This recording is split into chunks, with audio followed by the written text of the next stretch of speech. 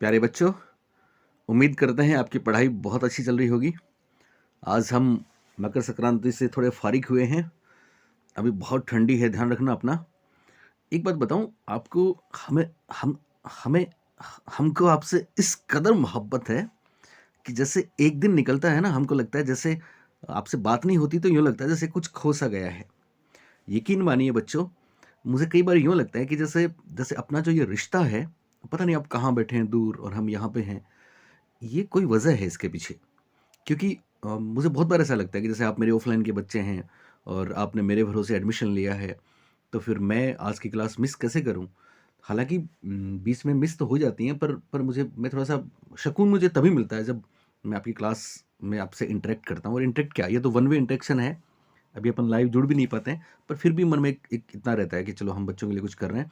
अब आप भी ईमानदारी से मेहनत करते रहना। अगर आपने अपनी ईमानदारी और ऑनेस्टी से अपना काम नहीं किया तो फिर हम आपको माफ़ नहीं करेंगे। चलिए बच्चों, तो हमने इस बार एक मुहिम शुरू करी है आपको 40 दिन में शिक्षक बनाने की, और उसके लिए जो भी हो सकेगा मैं सारी कोशिश आपके लिए करूंगा। शैक्षिक परिदृश्य, एजुकेशन सिनारियो की कुछ बातें चल रही थी, बीच में एक थोड़ा सा चेंज मान लो आप, या तो या फिर ये भी आपके लिए इंपॉर्टेंट है क्योंकि साइकोलॉजी भी हम पढ़ेंगे ना इसी चैनल पे। तो उसके लिए किसी बच्चे ने मेरे को एक पेपर भेजा है, सेकंड ग्रेड का, कल ही भेजा था। उसने कहा सर मेरे को कराओ, बताओ आंसर। मैंने कहा मैं मेरे सभी बच्चों को बताऊंगा। तो मैं आप सबके लिए आज लेके आया हूँ सेकंड ग्रेड रिसेंटली जो हुए हैं ना, उनमें से ये मुझे नहीं पता किसका कौन सा सेकंड थर्ड या आउट हुआ है कि कौन सा पेपर है, पर उसने भेजा है तो हम सब करते हैं। ओके, चलिए तो शुरू करते हैं प्यारे बच्चों। इस पेपर का पहला क्वेश्चन देखिए, और वो है, बालक के संज्ञानात्मक विकास को पियाजे ने किन प्रक्रियाओं द्वारा समझाया है।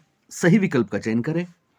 पहला विकल्प है पठन, धारण और पुनराभिव्यक्ति, इंग्लिश में reading, retention and reproduction.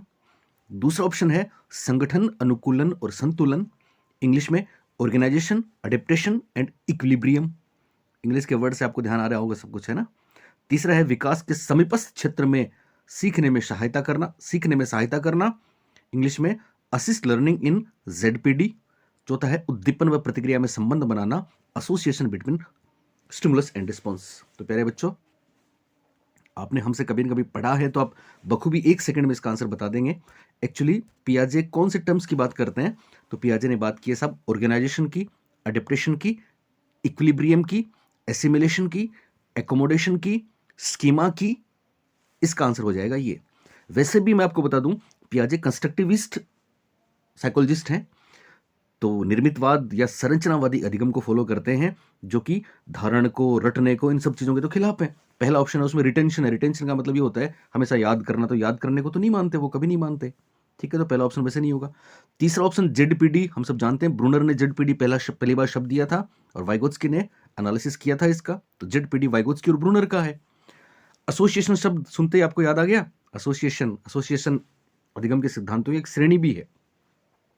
पेवलोव, Skinner, Thorndike से जोड़ के इनको देखते हैं तो ये व्यवहारवादियों की बात है। निर्मितवाद व्यवहारवाद का भी विरोध करता है। इसका मतलब देखो, आप परीक्षा में ध्यान दें, जब भी कोई पुराने पेपर देखें आप या प्रीवियस ईयर सॉल्व करें, तो फिर आपको जिस बात पे जरूर ध्यान रखना है कि आपको ऑप्शंस में भी कुछ सीखने को मिलेगा। हालांकि मैं आज बहुत डिटेल में आपको नहीं बताऊंगा, पर फिर भी एक आध बात तो हम हर बार आपको दे ही जाते हैं, और वो ये है कि ये बातें इन सब तीनों चीज़ों के पियाजे खिलाफ हैं, केवल एक दूसरे ऑप्शन के साथ जाते हैं। तो ये भी आपके नॉलेज को एक्स्ट्रा इनरिच करेगी। ओके, नेक्स्ट 91 का सवाल देखिए। पेवलोव के प्राचीन प्रयोगों में कुत्ते को भोजन देने से तनिक पहले, बहुत शानदार चीजें हैं पेवलोव की, बताऊंगा मैं कभी आपको, वैसे मेरे पुराने वीडियोस में आपने देखी भी होंगी। तनिक पहले यानी जस्ट जस्ट बिफोर, उसके सामने बल्ब जलने की प्रतिक्रिया को अनेक बार दोहराने पर कुत्ता बल्ब जलने पर लार टपकाना सीख लेता है। यह उदाहरण है क्रिया प्रसूत अनुबंधन का, नैमित्तिक अनुकूलन का, शास्त्रीय अनुबंधन का, विभेदक अनुकूलन का। तो ये तो बहुत सीधा नाम ही पूछ लिया साहब। तो आप जानते हैं ना, हम ऑफलाइन ऑनलाइन में आपको एक एक सिद्धांत के जितने नाम होते हैं सब बताते हैं। आपको याद है ऑपरेंट कंडीशनिंग, हमने आपको बताया स्किनर। Instrumental conditioning Skinner. नैमित्तिक अनुबंध याद है ना आपको। क्लासिकल कंडीशनिंग इसका राइट आंसर हो जाएगा। शास्त्रीय अनुबंधन इसका राइट आंसर हो जाएगा। नेक्स्ट 92 का देखिए। निम्न में से कौन सा विकल्प गिलफोर्ड के 3 आधारभूत आयामों प्रतिमान के अनुरूप नहीं है। तो ये तो मेरे ख्याल से हर बच्चा कर देगा। संक्रिया या operation, operation, products, classes, contents. चार ऑप्शन है। संक्रिया ऑपरेशंस तो है साहब, उत्पाद परिणाम प्रोडक्ट्स है साहब, विषय वस्तु कंटेंट है साहब, वर्ग नहीं है। तो सही जवाब हो गया वर्ग। लेकिन आपको समझना है वर्ग भी क्या है, याद है ना आपको? तीनों के कुछ तत्व हमने आपको बताए थे, BFSS कंटेंट्स वाले याद है आपको? एक दूसरी चीज और याद रखना, 120, 150, 180 तो आपको पता ही है, पर इनका क्रम अगर परीक्षा में पूछ ले तो क्रम में सबसे पहले कंटेंट्स नहीं आएगा, बल्कि सबसे पहले ऑपरेशंस आएगा, उसके बाद कंटेंट्स आएगा और उसके बाद प्रोडक्ट्स आएगा। नेक्स्ट 93 का देखिए, निम्न में से कौन सा विकल्प आदतों की विशिष्ट विशेषता है? यानी ये जो 4 विकल्प हैं इनमें एक कैरेक्टरिस्टिक पूछी है हैबिट्स की, पर वो थोड़ी टिपिकल है। इसका मतलब आदतों के बारे में 3 बातें गलत हैं और 1 बात सही है। देखिए पहला ऑप्शन, अभ्यस्त व्यवहार एक सा नहीं होता। यानी आदत का मतलब ये हो गया कि हम हर व्यवहार को अलग अलग तरह से करते हैं। क्या ये आदत है? बिल्कुल नहीं, ये तो आदत के खिलाफ बात है। आदत में तो हम यंत्रवत, याद है ना आपको लेंडेल की परिभाषा, गेरिट की परिभाषा, स्वतः हो जाता है, यंत्रवत हो जाता है। शुरू में इंसान करता है स्वेच्छा से और जानबूझकर, लेकिन बाद में अपने आप ही होता है। इसका मतलब आदत में तो क्या होता है, व्यवहार अलग नहीं होता बल्कि एक सा होता है। यहां दे दिया एक सा नहीं होता। चौथा ऑप्शन देखिए, आदतें जन्मजात होती हैं। हर कोई जानता है आदतें एक्वायर्ड होती हैं, जन्मजात नहीं होती, इसलिए ये भी नहीं है। तीसरा देखिए, अभ्यस्त व्यवहार ध्यान देने की आवश्यकता को बढ़ा देता है। ध्यान देना, यानी आदत क्या अटेंशन को इंक्रीज करती है? जवाब है नहीं। आपको कार ड्राइविंग की आदत है तो आप ध्यान नहीं देंगे तो भी कार चला ही लेंगे। मतलब आदत में अक्सर ये होता है कि आदत में हम किसी चीज पे अटेंशन नहीं करते, ध्यान नहीं देते। वो तो व्यवहार मशीनी होता है, यंत्रवत होता है, स्वतः होता है, अपने आप ही होता है। और दूसरा ऑप्शन देखिए, आदतें परिवर्तन में बाधा उत्पन्न करती हैं। Habits cause resistance to change. यानी आपको किसी चीज की आदत है तो नई चीज में वो आदत बाधा बनेगी कि बनेगी? नहीं बनेगी, बिल्कुल बनेगी। एक तरीके से आदतें नेगेटिव ट्रांसफर ऑफ लर्निंग होती हैं। तो दूसरी बहुत अच्छी बात है आदतों के बारे में कि आदतें किसी भी नई चीज को सीखने में रेसिस्टेंस पैदा करती हैं, बाधा पैदा करती हैं। बहुत प्यारा सा प्रश्न था। नेक्स्ट, लिखने संबंधित अधिगम अक्षमता है। लर्निंग डिसेबिलिटीज पे LDP में एक सेपरेट क्लास आपके लिए लेके आऊंगा, बहुत आराम से कर लेंगे हम। अधिगम, लिखने संबंधी अधिगम अक्षमता है, learning disability associated with writing. लिखने वाली क्या है? तो ग्रेफिया है। एकैल्कुलिया नहीं, डिसलेक्सिया पढ़ने वाली है। डिसकैल्कुलिया, तो कैलकुलिया 2 हो गई गणित वाली। डिसग्राफिया है, ये तो हर बच्चा जानता होगा। चलिए नेक्स्ट, अगला अच्छा सा सवाल है। कुछ फैक्चुअल चीजें जो नई होती हैं, हर बार एक दो ऐसे प्रश्न आते हैं तो जनरली हम और आप नहीं पढ़ते हैं, तो उनको भी परीक्षाओं में दिया जाता है। पर हम तो उम्मीद करते हैं कि शायद ही कोई चीज ऐसी रहेगी इस बार जो आपको नहीं आएगी। तो कार्ल जुंग पे ये सवाल है। कार्ल जुंग के अनुसार, विश्लेषणात्मक सिद्धांत के अनुसार, देखो एक महत्वपूर्ण बात, कार्ल जुंग ने विश्लेषणात्मक सिद्धांत दिया है। याद रखना, एक टर्म याद रखना, एनालिटिकल। एनालिटिकल शब्द आ जाए, एनालिटिकल साइकोलॉजी आ जाए तो कार्ल यूंग का नाम याद रखेंगे आप, कार्ल जुंग का नाम याद रखेंगे। साइको एनालिसिस आ जाए तो सिगमंड फ्रॉइड रहेंगे। लेकिन एनालिटिकल साइकोलॉजी या एनालिटिकल थियरी आ जाए तो कार्ल जुंग होगा। मनोविश्लेषण आए तो सिगमंड फ्रॉइड करेंगे। लेकिन अगर विश्लेषणात्मक मनोविज्ञान या विश्लेषणात्मक सिद्धांत नाम आ जाए तो कार्ल युंग या कार्ल जुंग होगा। और यहां पे वही वाली बात है, विश्लेषणात्मक, याद रखना ये नई बात, बहुत बार पूछा गया परीक्षा में। विश्लेषणात्मक सिद्धांत किसने दिया? कार्ल जुंग ने दिया। तो कार्ल जुंग के अनुसार, विश्लेषणात्मक सिद्धांत के अनुसार, निम्न में कौन सा विकल्प बालकों के व्यवहार का मूल अभिविन्यास नहीं है? 4 ऑप्शन है, संवेदन, सेंसिंग, व्यवहार करना, बिहेविंग, चिंतन, थिंकिंग, या अनुभव करना, फीलिंग। तो बच्चों, हो सकता है आपके लिए नई बात हो तो मैं आपको बता दूं, कार्ल जुंग ने दरअसल अपने माइंड के 4 फंक्शन बताए बेसिक। उन्होंने 4 साइकोलॉजिकल फंक्शंस बताए हैं और ये 4 प्रिंसिपल हैं उनके, जो बहुत प्रसिद्ध हैं। इन पे बहुत बातें हुई हैं 60 के दशक में। तो वो 4 क्या हैं? तो ध्यान रखना, वो 4 हैं सेंसिंग, वो 4 क्या हैं? सेंसिंग, थिंकिंग, फीलिंग और एक है intuition. Sensing, feeling, thinking, intuition, 4 बातें याद रखना। यहां पे इंट्यूशन तो ऑप्शन में है नहीं और इंट्यूशन के स्थान पे दे दिया बिहेविंग। तो बिहेविंग इसका राइट आंसर होगा, व्यवहार करना इसका राइट आंसर होगा। बात समझ में आई प्यारे बच्चे? तो यहां आंसर क्या हो गया? बिहेविंग। वापस सुन ले, 4 माइंड के फंक्शन बताए हैं कार्ल जुंग ने, सेंसेशन, थिंकिंग, फीलिंग, इंट्यूशन। यहां पे इंट्यूशन नहीं है, उसकी जगह बिहेविंग दे दिया, जो कि राइट आंसर है। नेक्स्ट, 87th पियाजे द्वारा संज्ञानात्मक विकास के सिद्धांत के अनुसार बालक भाषा किस अवस्था में सीखता है? 4 ऑप्शंस हैं, sensory motor stage, concrete operational, formal operational या प्री ऑपरेशनल। तो देखो, भाषा की बात करें तो मैं आपको बता दूं, चाहे आरंभ में आप लेनेबर्ग की बात करें, चाहे चॉम्स्की की बात करें, चाहे वाइगोत्स्की की बात करें, चाहे पियाजे की बात करें, सब ने करीब करीब मोटे तौर पे माना है कि साहब भाषा के लिए क्रिटिकल टाइम है लगभग 2 वर्ष से प्यूबरिटी तक। तो जीन पियाजे भी इस बात को मानते हैं और वो कहते हैं कि भाषा के लिए मोस्ट क्रिटिकल टाइम है प्री ऑपरेशनल स्टेज। याद है आपको? मोनोलॉग, एकालाप, प्री ऑपरेशनल स्टेज। वाइगोत्स्की की बात करें तो उन्होंने तो 3 प्रकार की स्पीच बताई है, social speech, private speech, inner silent speech. यहां हम बात कर रहे हैं पियाजे की पूर्व संक्रियात्मक अवस्था। इसका राइट आंसर मेरे हिसाब से है।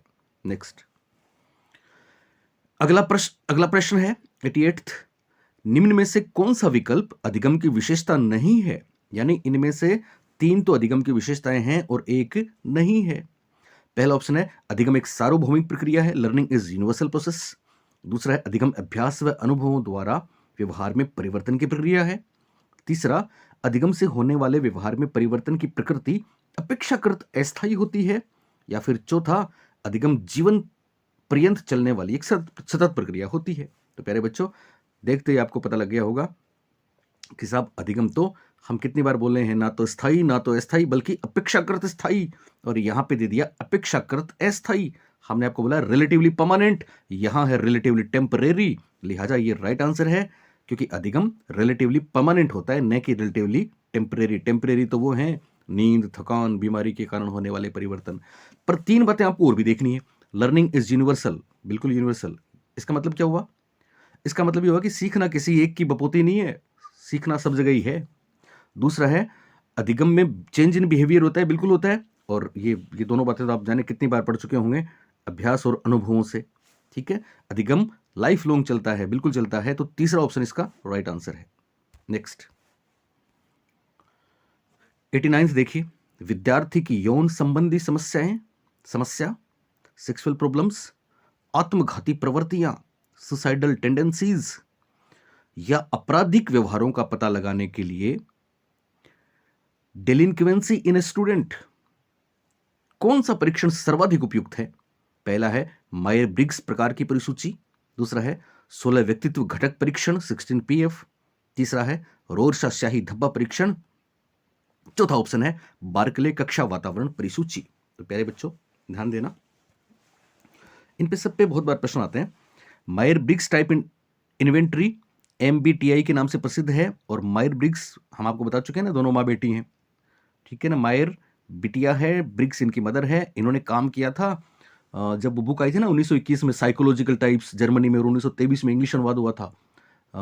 मनोवैज्ञानिक और सामाजिकता के आधार पर व्यक्तित्व के 2 प्रकार बताए थे, इंट्रोवर्ट और एक्सट्रोवर्ट। किसने? कार्ल युंग ने उसका पूरा विश्लेषण उन्होंने पेश किया था, और ये बहुत प्रसिद्ध है MBTI के नाम से। उभयमुखी वाली बात यहीं पे आई थी, ठीक है। 16 PF हम जानते हैं, रेमंड केटल जो आलपोर्ट के शिष्य थे, उन्होंने आलपोर्ट ने जो लगभग 18,000 शील गुण बताए थे ना, उनको कम किया, 4500 पे ले आए, फिर 171 पे ले आए, फिर 35 पे ले आए, 23 और 12, और फिर उसमें सबसे महत्वपूर्ण 16 PF उन्होंने बताए थे। खास बात रेमंड केटल की है कि उन्होंने फैक्टर एनालिसिस मेथड का उपयोग किया था। रोरसा शाही धब्बा परीक्षण हम सब जानते हैं, IBT, जिसमें 10 कार्ड होते हैं, 5 ब्लैक एंड व्हाइट, 5 रंगीन, है ना। रोरसा शाही धब्बा परीक्षण में और भी बहुत सी बातें हैं। चार चीजें मैंने आपको बताई हैं, आपने अगर हमारी क्लासेस ली हैं तो। लोकेशन, कंटेंट, ऑर्गेनाइजेशन, और चौथी क्या थी? लोकेशन, कंटेंट, डिटर्मिनेशन, ऑर्गेनाइजेशन, ये 4 बातें, ठीक है। ये भी कई बार पूछा जाता है। एक रोरसा शाही धब्बा परीक्षण की तर्ज पर, ये तो IBT है, इंक ब्लू टेस्ट है, इसकी तर्ज पर HBT भी है, जिसमें 90 कार्ड हैं। होल्जमैन ने वो बनाया था। ओके, ये सारी बातें नहीं करेंगे। Barkley classroom climate inventory BCCI के नाम से प्रसिद्ध है, जो क्लासरूम में एक टीचर को अल्टरनेट प्रोजेक्ट्स को चूज करने में हेल्प करती है। बच्चे इंडिविजुअल डिफरेंसेस लेके आते हैं साहब, तो उनके आधार पे वो चुनता है। तो क्लासरूम वाले तो क्लासरूम में खत्म हो जाती है, ठीक है। मायर ब्रिग्स में स्पेशली इंट्रोवर्ट एक्सट्रोवर्ट की बात करी गई है। 16 PF निश्चित रूप से ट्रेट्स की बात करता है।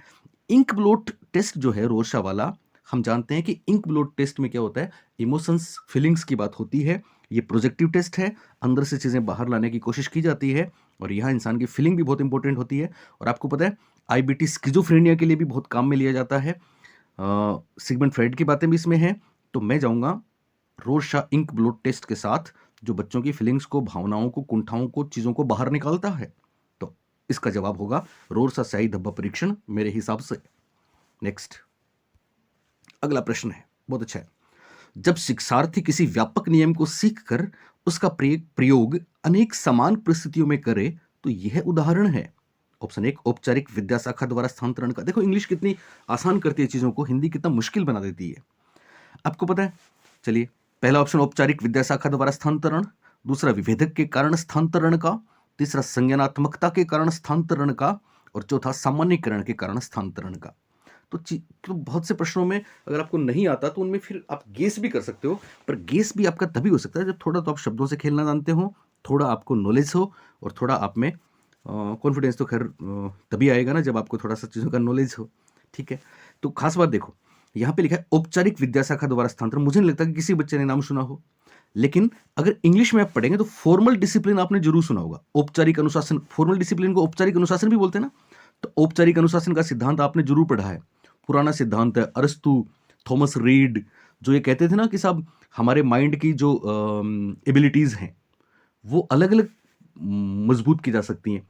यानी ये माइंड को डिवाइड करते हैं वेरियस एबिलिटीज में। मेमोरी अलग है, अटेंशन अलग है, परसेप्शन अलग है, रीजनिंग अलग है। इन सबको हम अलग अलग मजबूत करेंगे। जैसे मैंने कभी आपको बताया था मेरी ऑफलाइन क्लासेस में कि हम जब जैसे आप जिम में जाते हो तो बाइसेप्स के लिए आप अलग एक्सरसाइज करते हो, थाइज के लिए अलग एक्सरसाइज करते हो, ठीक है ना। तो हम क्या करते हैं, हम अपने रीजनिंग के लिए अलग, मेमोरी के अलग, अटेंशन को ट्रेन करने के लिए अलग प्रकार की चीज़ें होती हैं। मतलब अलग अलग बांट देते हैं वेरियस एबिलिटीज को। उसको बोलते हैं औपचारिक अनुशासन का सिद्धांत, जो आजकल अमान्य है। ठीक है, डिस्क्रिमिनेशन जैसी अपने आप में कोई बात होती नहीं है, क्योंकि यहां पे देखिए, आप ऊपर देखिए, किसी व्यापक नियम को सीखकर उसका प्रयोग अनेक समान परिस्थितियों में करे। यानी पहले तो उसको ब्रोडर प्रिंसिपल लर्न करेगा वो, ठीक है, फिर उस प्रिंसिपल के आधार पर अलग अलग चीजें करेगा। तो आपको पता है ये एक तरीके से निगमनात्मक बात हो गई, ये एक तरीके से सामान्य से विशिष्ट हो गया। यहां ऑप्शंस में सामान्य से विशिष्ट भी दिया जा सकता था, पर उन्होंने ये नहीं दिया, बल्कि ये पूछा कि किस तरह का ट्रांसफर है। तो ये ट्रांसफर है जनरलाइजेशन वाला। तो इसका सही जवाब हो जाएगा ऑप्शन नंबर 4, सामान्यीकरण के कारण स्थानांतरण का। क्या आंसर हो जाएगा? सामान्यीकरण के कारण स्थानांतरण का। आपको पता है संज्ञानात्मक के कारण स्थानांतरण क्या होता है? Transfer through cognition. देखो 4 चीजें, ट्रांसफर थ्रू फॉर्मल डिसिप्लिन, सबको अलग अलग करके देखेंगे हम। डिस्क्रिमिनेशन में यहां सबको अलग अलग करके मजबूत बनाएंगे। डिस्क्रिमिनेशन में भी लगभग यही बात है, सबको अलग अलग करना है। मैंने आपको ये भी तुक्का बताया था कि एक जैसी चीजें कभी आंसर नहीं होती। तो औपचारिक अनुशासन में भी अलग अलग करेंगे योग्यताओं को, और डिस्क्रिमिनेशन में भी अंतर करेंगे, भेद करेंगे, अलग अलग करेंगे। करेंगे नहीं करेंगे? एक ट्रांसफर थ्रू कोग्निशन है, इसका मतलब क्या होता है? इसका मतलब ये होता है कि इसमें यह नहीं देखा जाता कि आप कौन सा नॉलेज ट्रांसफर कर रहे हैं, बल्कि इसमें उस प्रोसीजर को देखा जाता है कि ट्रांसफर करने के लिए प्रोसीजर क्या है, प्रक्रिया क्या है, तरीका क्या है। इसमें इस बात पे बल दिया जाता है कि नॉलेज को यूज कैसे किया जाता है, न कि कौन सा नॉलेज यूज किया जाता है। तो ये ट्रांसफर थ्रू कोग्निशन है। इसका जवाब आ जाएगा ट्रांसफर थ्रू जनरलाइजेशन। यानी आपने एक ब्रोडर चीज सीख ली, फिर उसके आधार पे अलग अलग स्पेसिफिक प्रॉब्लम्स को आप सोल्व कर सकते हैं। यानी व्यापक से विशिष्ट या सामान्य से विशिष्ट, ये बात है। नेक्स्ट देखो, शब्द व्यापक से भी आप इसका आंसर कर सकते हैं, ओके, सामान्य से भी आंसर कर सकते हैं। चलिए 82nd 82वां प्रश्न देखिए, शिक्षा मनोविज्ञान के कार्यों के बारे में निम्न में से कौन सा विकल्प सही है? सही विकल्प बताना है साहब। पहला, छात्रों को मनोविज्ञान की उच्चतम शिक्षा देना। ये तो देखते हैं, आप बता दोगे साहब ऐसा तो हो ही नहीं सकता। छात्रों के बीच प्रतिस्पर्धा तो हम आपको बताते हैं ना, हमेशा खराब होती है, कंपटीशन तो करना ही नहीं है। अच्छे अंक की बात तो कभी करेंगे नहीं, हम कभी नहीं करेंगे गुड मार्क्स की बात। 3 बातें वैसे ही खराब है। चौथी बात है मोटिवेटिंग तो अपने आप में बहुत अच्छी बात है। अधिगम हेतु अभिप्रेरित करना, ये इसका आंसर हो जाएगा। उसके बाद 83rd है, एक परीक्षा में अनुत्तीर्ण होने का, माफ करें, एक विद्यार्थी परीक्षा में अनुत्तीर्ण होने का आरोप अध्यापक अध्यापन विधि या कठिन प्रश्न पत्र पर लगाता है। तो एक कौन सी अहम रक्षा युक्ति का प्रयोग कर रहा है? प्रतिगमन रिग्रेशन, तर्क संगतीकरण रेशनलाइजेशन, विस्थापन डिस्प्लेसमेंट, प्रतिक्रियाकरण रिएक्शन फॉर्मेशन। तो बच्चों, अगर इसमें प्रोजेक्शन होता, प्रक्षेपण होता, तो वो इसका सही आंसर होता, लेकिन प्रक्षेपण प्रोजेक्शन तो है ही नहीं। बचे ये 4, तो इन 4 में हम चले जाएंगे किसी और पे दोषारोपण कर रहा है ना, तो डिस्प्लेसमेंट के साथ चले जाएंगे, विस्थापन के साथ चले जाएंगे। आपको याद है हमारी क्लासेस की बातें, डिस्प्लेसमेंट में हमने आपको 3 कॉन्सेप्ट बताए थे, है ना। लड़के को टीचर ने पीटा तो उसने घर आते ही छोटे भाई बहनों को बोला एक लाइन में खड़े हो जाओ, याद है। सास ने बहू को बहुत कुछ सुनाया, बर्तन में किचन में जाके बर्तनों की तोड़फोड़ करी, विस्थापन। पेरेंट्स द्वारा डांटे जाने पर बच्चे का खेलने चले जाना, विस्थापन। ठीक है, तो यहाँ देखो ये लोग जो पेपर बनाते हैं इनको खुद को इतना नॉलेज नहीं होता, इसलिए बहुत डीपली आप जो पढ़ रहे हैं ना हमसे, उसमें ये खुद भी गच्चा खा जाते हैं। लेकिन हम चूंकि इस पे ऑब्जेक्शन, अब तो हम ऑब्जेक्शन लगाने की उसमें भी हैं, क्योंकि आपको पता है ना हिंदी ग्रंथ अकादमी के लेखक राजस्थान में हम ही हैं। तो हम जानबूझ के ऑब्जेक्शन इस पे नहीं लगाएंगे, क्योंकि फिर हमने आपको बोला ना कि बेस्ट आंसर हमको परीक्षा में करना है, प्रोजेक्शन तो था ही नहीं, तो विस्थापन के साथ हम चले गए। आप जानते हैं रिग्रेशन क्या होता है, प्रतिगमन क्या होता है, इसके बहुत से एग्जाम्पल हमने आपको बताए हैं। फ्लाइट टू चाइल्डहुड, पुराने दिनों में लौटना, किशोर बालक का घुटनों के बल चलना, बच्चे का अंगूठा चूसना, ये सब प्रतिगमन है। इवन वो आपका एनसीईआरटी का एग्जाम्पल, शादीशुदा महिला का स्कर्ट टॉपर पहनना भी प्रतिगमन है। अधेड़ महिला का बनाव श्रृंगार करना भी प्रतिगमन है। बड़ों का फूट फूट के बच्चों की तरह रोना भी प्रतिगमन है। रेशनलाइजेशन तो हम कितनी बार बता चुके हैं, अंगूर खट्टे हैं, जो हुआ वो सही नहीं हुआ, पर हम उसको तर्क देके उचित ठहराते हैं। आईएएस नहीं बना तो उसने कहा ठीक ही हुआ, नहीं तो मेरे को राजस्थान से बाहर जाना पड़ता, मैं तो राजस्थान में रहूंगा। ये रेशनलाइजेशन है। रेशनलाइजेशन समझ में आया? ठीक है, बहुत से एग्जाम्पल हो सकते हैं इसके। सत्यभाषी तर्क देते हैं इसमें, जो हुआ हालांकि वो सही नहीं हुआ। किसी का सेकंड ग्रेड में नंबर नहीं आया ना, तो उसने कहा कि अच्छा ही रहा, नहीं तो सेकंड ग्रेड में मेरे को जैसलमेर बाड़मेर बॉर्डर पे ज्वाइन करवाते, मैं तो मेरे होम डिस्ट्रिक्ट में रहूंगा और रीट में पास होकर दिखाऊंगा। ये रेशनलाइजेशन है जिसमें तर्क देते हैं। रिएक्शन बहुत शानदार बात है। रिएक्शन में क्या होता है, रिएक्शन में हम अपने अंदर जो फीलिंग्स हैं, भावनाएं हैं, उनका ऑपोजिट जुबान पे लाते हैं। आपने सुना ना, तुम इतना क्यों मुस्कुरा रहे हो, क्या गम है जिसको छुपा रहे हो। एक सौतेली माँ अपनी बिटिया से इतना मीठा बोलती है कि वो बोलती है कि इतना मीठा मत बोलो, शक होता है। यानी अंदर तो जहर भरा पड़ा है और ऊपर से मीठी मीठी बातें कर रही हैं। इसका मतलब रिएक्शन फॉर्मेशन में क्या है, जो दिल में है जुबान पे उसका विपरीत है, उसको बोलते हैं रिएक्शन, उसको बोलते हैं प्रतिक्रिया निर्माण। याद है आपको हमारे एग्जांपल्स, बगुला भगत, मुख में राम बगल में छुरी, ये सारे रिएक्शन के एग्जांपल हैं। तो प्यारे बच्चों इसमें विस्थापन आंसर हो जाएगा। नेक्स्ट 84 देखिए, निम्न में कौन सा एक्सटर्नल मोटिवेशन का फैक्टर है, बाह्य अभिप्रेरणा का तत्व है। गोल, लक्ष्य, नीड आवश्यकता, एटीट्यूड अभिवृत्ति, फीडबैक पृष्ठपोषण। तो हम जाएंगे पृष्ठपोषण के साथ, फीडबैक के साथ। ये नाम आया तो मुझे लगता है ये पेपर मैंने कराया था पहले, नहीं कराया, ओके। चलिए फीडबैक। नेक्स्ट, फीडबैक क्या है, फीडबैक रिवॉर्ड है, पुरस्कार है जो बाहर से मिलता है। नेक्स्ट 85, निम्न में से कौन सा विकल्प शिक्षा मनोविज्ञान के क्षेत्र में सम्मिलित नहीं है, इंक्लूड नहीं है। पहला है हर बालक के लिए प्रारंभिक शिक्षा अनिवार्य करना, ये शिक्षा मनोविज्ञान बात नहीं है, तो आरटी बोलता है। सीखने संबंधी अनुभव नहीं है, बोला क्या, हाँ सीखने संबंधी अनुभव, ये तो अच्छी बात है। द लर्नर, ये तो है ही साहब, द लर्निंग प्रोसेस। देखो अगर आपने हमारी बुक भी ली है, हमारी क्लासेस भी देखी हैं, तो आपको याद होगा स्कोप ऑफ साइकोलॉजी हमने आपको बताया है। उसका पहला ही बिंदु है द लर्नर, शिक्षार्थी। दूसरा बिंदु है आपके सीखने की परिस्थितियां, ठीक है, सीखने की प्रक्रिया, याद है। अध्यापन, शिक्षक भी इसमें शामिल है, मूल्यांकन भी शामिल है। पढ़ना आप चलो अभी बुक लेने की जरूरत है, मैं सारी चीज़ें वो करा दूंगा आपको मेरे चैनल पे। तो इसका सही जवाब क्या हो जाएगा, ये सब कुछ लर्निंग प्रोसेस भी है, लर्नर भी है, लर्निंग एक्सपीरियंसेस भी है। ठीक है, लर्निंग प्रोसेस में क्या आता है पता है, इनके अंदर क्या आता है, ये भी ऐसे सवाल आए हैं इस बार। ठीक है ना, आपकी जितनी भी मेंटल एबिलिटीज़ हैं वो सारी इसमें हैं। ठीक है, शिक्षण परिस्थितियाँ, सीखने की परिस्थितियाँ, शिक्षार्थी, शिक्षक, अधिगम के निष्पादन का मूल्यांकन, ये तमाम चीज़ें किस में थी, शिक्षा मनोविज्ञान के क्षेत्र में शामिल हैं। एरिया या स्कोप ऑफ एजुकेशन साइकोलॉजी हम आपको पढ़ा चुके हैं। मेरा एक वीडियो है, बहुत से बच्चों ने कहा कि सर आप पहला टॉपिक वो कराओ, और जो बच्चे अभी सेकंड ग्रेड का एग्जाम देंगे वो तो जरूर उसको देखना। मनोविज्ञान एक अभूतपूर्व विश्लेषण करके मेरा एक वीडियो है जो इससे पहले है, उसमें करीब 2-2.5-3 घंटे की क्लास है, मैराथन। सेकंड ग्रेड परीक्षा से पहले की कुछ मैराथन क्लासेस हैं साइकोलॉजी की, वो भी आप जरूर देखना। और जो नए बच्चे आज पहली बार मेरे को सुन रहे हैं, मेहरबानी करके चैनल को सब्सक्राइब कर लो, और सब्सक्राइब ही नहीं, इसके साथ में एक साइड में एक वो आता है नोटिफिकेशन के लिए बेल आइकन, है ना, घंटे जैसा चित्र है, आप उसको टच करोगे तो फिर उसमें आएगा ऑल, तो ऑल को टच कर देना ताकि मेरी हर क्लास का नोटिफिकेशन आप तक पहुंच जाए, नहीं तो आप भटकते फिरोगे, फिर पूछोगे सर कहाँ आता है, हमें तो पता नहीं होता। ओके, एक मैं बता चुका हूँ, टेलीग्राम चैनल का लिंक हम बार बार आपको दे भी रहे हैं, फिर भी कुछ बच्चे कहते हैं सर PDF नहीं मिल रही, तो उनका क्या करें हम, ठीक है ना। तो टेलीग्राम चैनल अपना लिंक नीचे रहता है, टेलीग्राम चैनल का नाम भी आपको मैं बता दूं, ऐसा सर्च करोगे तो आपको मिल जाएगा, साइकोलॉजी अशोक पारिक सर आपको मिलेगा, उसमें जितने भी चीज़ें मैं पढ़ाऊंगा सबकी PDF आपको मिल ही जाएंगी। ओके, तो इसमें सही जवाब हो गया ऑप्शन नंबर 1। नेक्स्ट 86th, किसी विशेष क्षेत्र में प्रतिभाशाली बच्चों की पहचान निम्नलिखित में से किस प्रकार के परीक्षण से कर सकते हैं? व्यक्तित्व परीक्षण, अभिक्षमता परीक्षण, अभिवृत्ति परीक्षण या फिर समाजमिति। तो ये हम बहुत बार बता चुके हैं आपको, ये होगा आपका एप्टीट्यूड टेस्ट। क्या होगा? Aptitude test. हिंदी में कई बार ऐसा होता है परीक्षा में कि इवन वो गलत तर्जुमा भी कर देते हैं, इसलिए इंग्लिश वाला शब्द इंपॉर्टेंट होता है। एप्टीट्यूड टेस्ट हम आपको बता चुके हैं। एप्टीट्यूड टेस्ट में सारी चीजें हैं, विभेदक अभिक्षमता परीक्षण, GAT याद है आपको, GAT भी general aptitude test battery, DAT differentiate aptitude test. इनमें क्या होता है? Clerical aptitude test, teachers aptitude test. आप कौन से क्षेत्र में कमाल करेंगे, ये है अभिक्षमता। तो प्रतिभाशाली तो आप हैं, अभिक्षमता क्या होती है?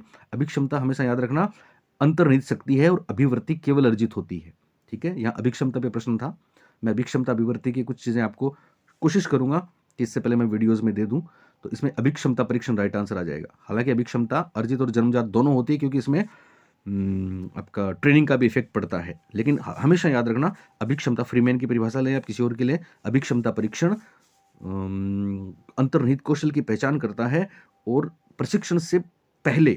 हालांकि अभिक्षमता परीक्षण के बारे में एक सबसे महत्वपूर्ण बात यह है कि इससे भविष्यवाणी की जा सकती है, प्रेडिक्शन किया जा सकता है कि बच्चा कौन से क्षेत्र में कमाल करेगा। ये सारी बातें हम आपको बता चुके हैं। तो इसका एप्टीट्यूड टेस्ट आंसर होगा, अभिक्षमता परीक्षण आंसर होगा, न कि एटीट्यूड टेस्ट।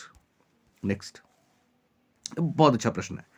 एक विद्यार्थी जो उत्कृष्टता के लिए प्रयास करता है, मध्यम स्तर के जोखिम लेता है और चुनौतीपूर्ण कार्यों को करना पसंद करता है, तो वह कौन सी विप्रेरणा को दर्शाता है? प्रभावित करने की विप्रेरणा, इन्फ्लुएंस मोटिवेशन, शक्ति विप्रेरणा, पावर मोटिवेशन, संबद्धता प्रेरणा, एफिलिएशन मोटिवेशन या उपलब्धि प्रेरणा, अचीवमेंट मोटिवेशन। तो जो मेरे बच्चे मेरे से पढ़ चुके हैं वो इस बात को जानेंगे, वो दावा करेंगे इस बात को कि एक्सीलेंस शब्द केवल और केवल हम ही ने बताया है पूरे राजस्थान में। याद है आपको, pursue of excellence, always a room on the top, ये अचीवमेंट मोटिवेशन है, मैक्लिलैंड एटकिंसन की बात है।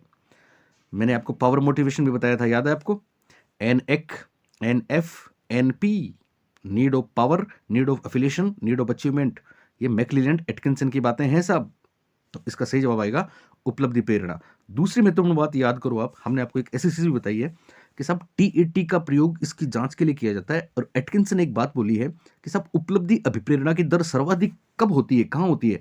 तो याद है आपको, हमने आपको बताया था जब सफलता की संभावनाएं 0.5 हो, यानी आधी हो, सफलता की संभावनाएं आधी हो, तो अचीवमेंट मोटिवेशन काम करता है, क्योंकि वो असफलता से बचने के लिए भी काम करता है, इसलिए वो बहुत बड़े रिस्क और चैलेंजिंग काम भी नहीं लेता और बहुत आसान भी नहीं लेता, ठीक है। तो 0.5 वाली एटकिंसन की जो बात है ना, उससे प्रश्न आया कि सब मध्यम स्तर के जोखिम लेता है। कैसे जोखिम लेता है? मध्यम स्तर के। तो ये 0.5 वाली बात है बच्चों। पावर मोटिवेशन जानते हो ना, दूसरों को प्रभावित कर दे, हम पहलवान करते हैं, टीचर करते हैं, नेता करते हैं, ठीक है, ये पावर मोटिवेशन है। एफिलिएशन, संबद्धता और उपलब्धि प्रेरणा की बात तो हम कर ही चुके हैं। तो 96 में राइट आंसर है option number 4, achievement motivation. McClelland Atkinson इसके लिए जाने जाते हैं। नेक्स्ट,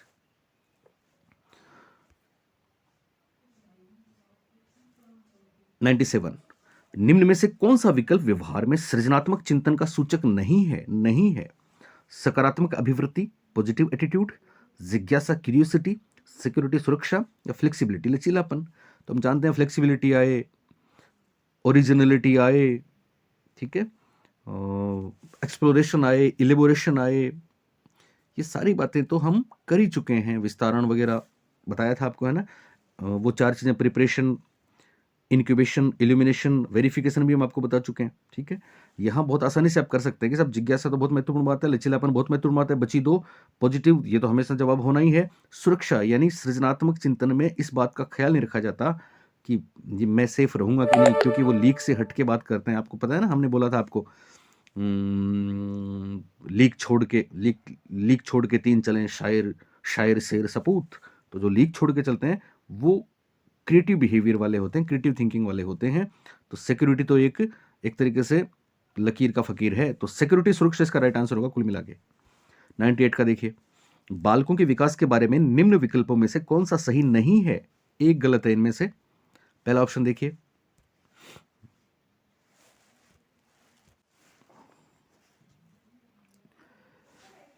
बालकों के विकास के बारे में नहीं, कोई नहीं है। बालकों के विकास के बारे में निम्न विकल्पों में से कौन सा सही नहीं है? पहला ऑप्शन है, विकास की प्रक्रिया जन्म से मृत्यु तक चलती है, वूम्ब टू टूम्ब चलती है ना, बर्थ टू डेथ चलती है। तो ये बात तो सही है, बोलिए है कि नहीं?